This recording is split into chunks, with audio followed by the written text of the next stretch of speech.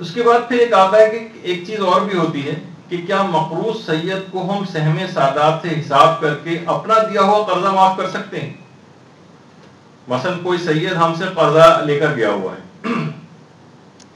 اچھا جب ہمارے خمس کی تاریخ آئی تو ہم نے سوچا کہ ہم نے جو اس کو قرضہ دیا ہوا ہے اس کو ہم خمس میں حساب کر لیتے ہیں اور میں اتنا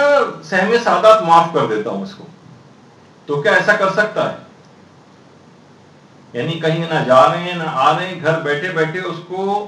اس کا قرضہ سہم سادات میں حساب کر رہے ہیں اور معاف کر رہے ہیں کہ یہ سہم سادات ادا ہو گیا، بس میں نے اس کا قرضہ معاف کر دیا۔ اس میں آغا سیستانی فرماتے ہیں، اور شاید غالباً دوسرے علماء کا بھی نظریہ ہے، کہ یہ خود سے ایسا نہیں کر سکتے، خود سے ایسا نہیں کر سکتے، احتیاط واجب کی بنا پر یا تو حاکم شرع کی اجازت لیں،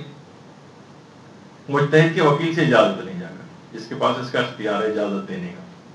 اور کہیں گے میں وہ جو مجھے سہم سادات ادا کرنا ہے میں اس شخص کا قرضہ اس سید کا معاف کر دوں، باقی شرطیں تو پائی جاتی ہیں اس میں،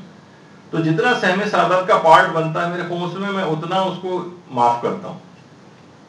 حاکم شرع اجازت دے دے تو معاف کر سکتے ہیں، یا اس مستحق ہی کو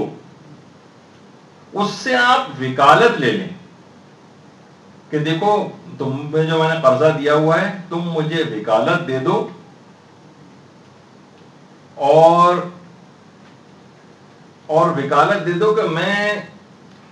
سہم سادات میں اس کو حساب تمہاری طرف سے اس کو قبول کروں اور اس کے بعد سہم سادات کے طور پر معاف کر دوں۔